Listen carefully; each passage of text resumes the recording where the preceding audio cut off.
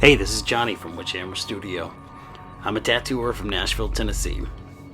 In my spare time, I love to create grimdark characters and terrain for 28mm war games, mainly but not limited to Games Workshop's Warhammer 40,000.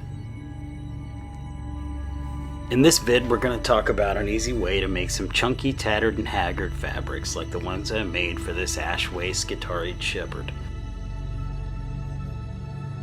I've found a great way to add drama to a model is to include how they interact with their surroundings.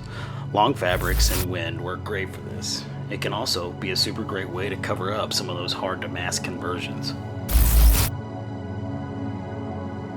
Bash this one together using the creepy ass Rotmeyer Creed Warcry kit. Some bits and bobs from a few Mechanicus kits, and not really 100% sure on how to properly say this last one.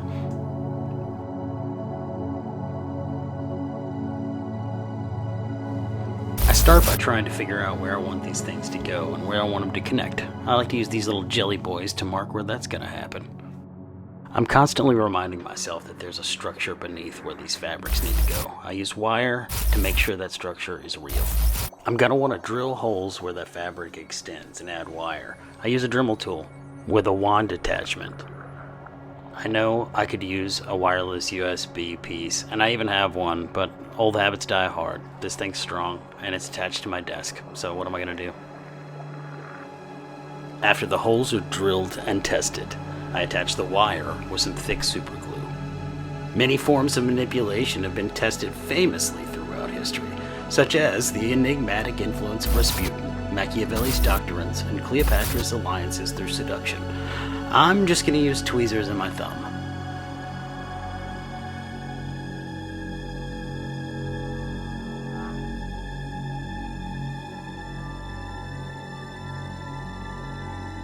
Again, I'm focusing on structure, imagining where the winds of the wastes will move the fabric and giving that a sort of scaffolding.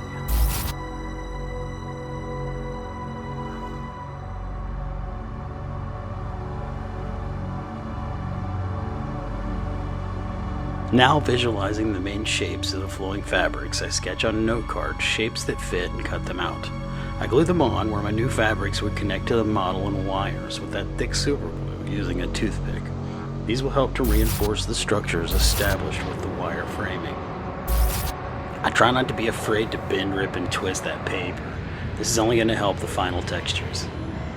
Here goes the same kind of technique without wire, really just bent paper. Oh my god, but these whizkid models are white. Ugh. After a little ink wash for focus, we go ahead and glue these in with thick super glue.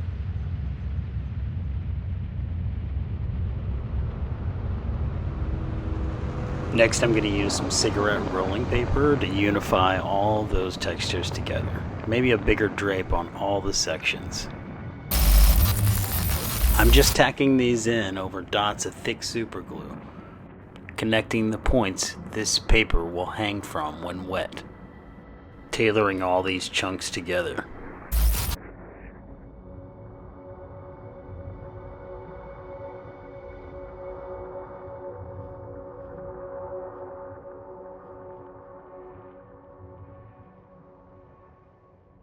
Again, I'm just tacking the thinner paper in over the frames with thick super glue.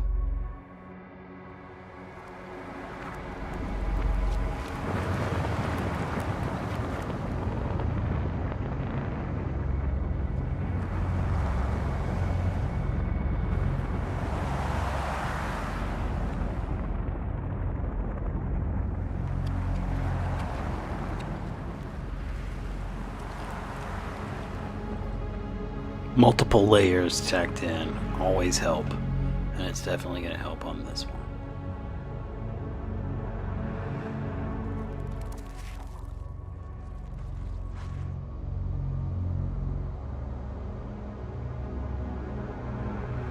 I'm trying to get everything in the general position it needs to be in, folding pieces in on each other, just really trying to make it look like how fabric would actually be arranged.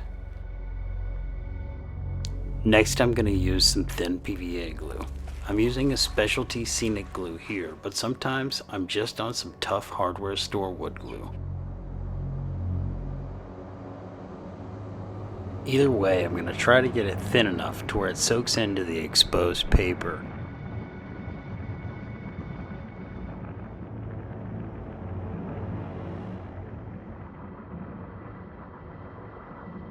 Once all this stuff is dry, it'll be hard enough to accept paint, or at least be able to be sculpted on top of.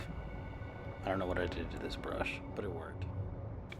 I feel this is really just a great starting point for one of my favorite hobby facets in the whole wide world of conversion and kit bashing. I mean, obviously, I'm making spooky skirts out of glue and paper. Borrowing a few more vintage techniques, I can close the gaps with some green stuff or putty, or both, and after some primer, the illusion is nearly complete. There really isn't much that compares to that first successful prime on one of these creations. It's so satisfying to see all the weird odds and ends come together. At least a bit. Just a little bit. I mean, I still have to paint it.